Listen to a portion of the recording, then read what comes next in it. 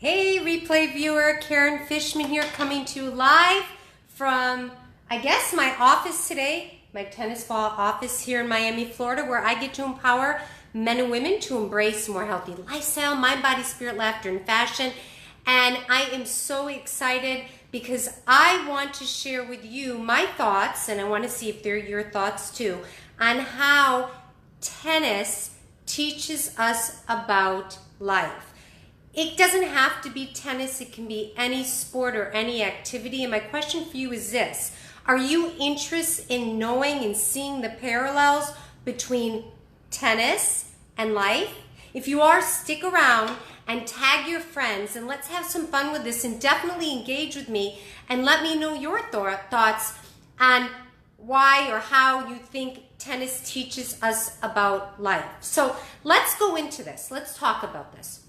When you're on the tennis court, okay, for how many of you tennis players out there, if you play tennis, type in tennis below. If you don't, that's cool, because still stick around, because anything that you do is going to teach you about life, okay, whether it be an activity in the gym or whatever sport you do, weightlifting, I don't know, but these things can definitely open up your eyes to life, okay? So when you're on the tennis court, or you start anything in life, people may not support you, right? How many of you feel that way? It could be in a business. It could be, you're out on the court and people are talking about you. Maybe your people aren't cheering for you. Guess what? We get to not allow that to bother us. Don't let that bring you down. I used to get so hung up on this, to be totally transparent. And I would be so, envious of other tennis players where somebody would say, look at their shot, look at their shot. And I'd be like, what about me? What about me? I'm here. Well, you know what? It's really not a big deal, okay?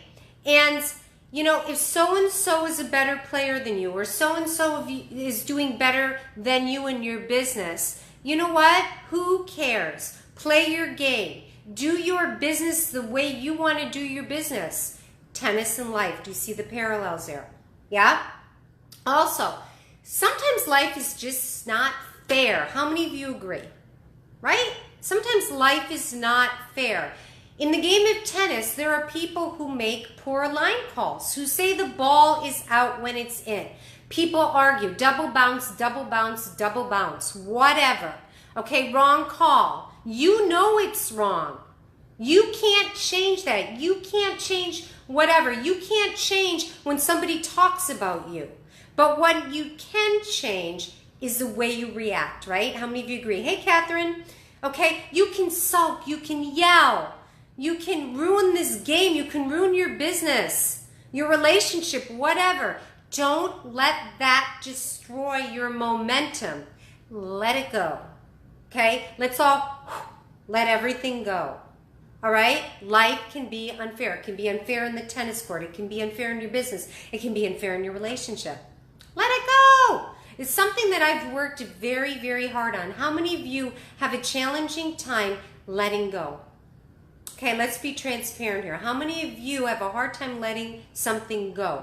Or you let a bad moment ruin your day? We all do, right? All right, so let's say you're really good at something. You're really good at something, okay? I have a really good backhand, okay?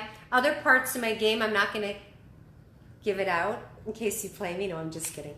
But when you are good at something at first, you still get to practice, practice, and practice. Practice, practice, and practice, okay? Until you get even better. Never give up. All right, in tennis, let's say you have a really good backhand like me. All right, I'm still working on it. I'm working on different types of backhands. I'm varying the speed of my backhand. All right, you may have a crappy serve, all right, or not a terrible backhand, all right, but over time you will get better with practice. You may be bad at public speaking. Oh my gosh, you guys, I used to be so nervous, and I am an extroverted person because I would be so nervous as to how people would perceive me. How many of you are like me? All right, what I've done is practiced it. I practice in front of the mirrors. I've now done thousands of videos. I am very at ease. I used to shake. I would shake like this. before going live. But when you practice something, give it 100%. All right? It takes willpower. It takes effort. But give it your all, and you're going to be surprised what'll happen in the gym also.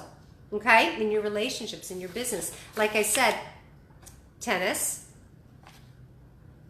really teaches us a lot about life. And so do other sports too. Okay? So think about this too, tennis players, and those of you who aren't tennis players. Your natural abilities and strengths can get you so far. I'm going to give you an example of myself. I'm athletic. I had really poor tennis technique. I can get to any ball. I can just go plop it in. Okay? But where is that going to get me? Right? I'm a 3.5 level now, probably mid to high. But I would like to just go to the next level, not necessarily move up, but I want to get better. So I'm working on finesse. I'm working on strategy. Okay? I have natural abilities as a leader, but I keep on working on leadership skills because I want to be the best leader for my team and my business that I can be. So it really is about practicing and working on things, learning the skills to become better and better, stronger and stronger. In the end, the person who wins is a person who uses their competitive strengths, okay, and works on things he or she is not great at. So if you aren't good at something in your life, whatever that may be, work at it. Not to work at it at a point where you don't use your strengths, okay, but work at that, okay? So I find that very valuable, actually, when I was looking through these things, because, you know, a lot of times I see people that say, oh, I'm good at that. I don't really need to know anything else, whether it be tennis. Usually it's tennis because I equate life to tennis, but anything in life, okay? Power through your weaknesses, all right? The person who wins is one with grit. Those who persevere, who don't give up. Okay, you can also, for those of you in the network marketing space, it's the same thing. Never give up. I have videos, to be transparent with you, that bomb.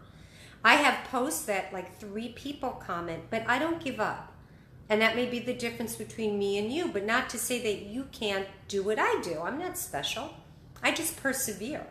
Okay? I'm committed. Also, your body language right from the start on any project or anything you're doing, whether it be the tennis court or your business or whatever, your sale or whatever it may be, has a huge impact on how others perceive you. All right? So in tennis, the one who is confident is likely to win and be in that mind space that they will win. Okay? When I go on and I talk to you about different things, my posture is one of knowing, because I know what I know. You know what you know, right? So there isn't a reason why you shouldn't, you know, sprinkle that on other people. If you walk around like this, what are people going to think of you? If you walk like this, what are they going to think of you? Not that it really matters what they think of you, but also that helps you and your self-esteem and confidence, right? We shouldn't get too hung up on what people think. But, you know, people do judge you by your posture. If you want something from your boss, you're going to go, well, Mr. Smith, I really could use a raise. I have 5 children. My wife isn't working, or my husband isn't working, and I really could use, you know, a 10% raise. Is that going to get you a raise? No. If you go in, Mr. Smith, hey, how you doing? I'd like to talk to you about, you know, the possibility of increasing my salary. These are the reasons why I deserve to have a 10% increase in salary. You see the difference? It's posture. Okay, I always spoke to my students about this as well. The way you carry yourself is the way you're going to be treated. Right? Right. So, also, emotional IQ is as important, if not more important, than technical skills in tennis and in life. It's that mindset, the emotional EQ. Many tennis players that I've seen lose not because they aren't technically strong, okay? Technically strong. They lose because they are unable to handle pressure. You see it all the time. How many of you tennis players see across the net and you see your opponents, okay, and you see that they're getting frustrated, so what do? You hit the ball to them, right? To get them more frustrated. It's just part of the game. Their mindset is breaking down, okay? When you go to the tennis court or you go into your business meeting, all right, or whatever it may be, do you go in with a positive mindset and positive attitude? Something to think about, right? Also, those who are unable to control emotions will not win the game. Okay? Look at your top players in tennis: Serena, Maria Sharapova. Okay? They're not really like, they do have affect. We call that affect in the teaching world. If you see them interviewed, they break down a little bit. If you see Serena in her HBO series, she gives you, she's probably a very lively person, but that's how she comes onto the tennis court. That's her business, right? And I find this with a lot of tennis players and in different sports that I do, weightlifting and some other things, in business as well. How about this? Let's all not make excuses for not doing well or losing.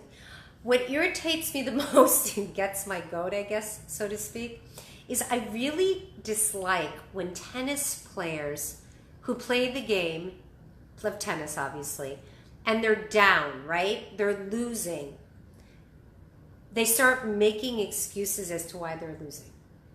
See if you do that too. I've done it before. I mean, I'll say, oh, my hand slipped from the racket, or oh, I have a little in my knee, or whatever it may be, and that's why I'm not playing as well.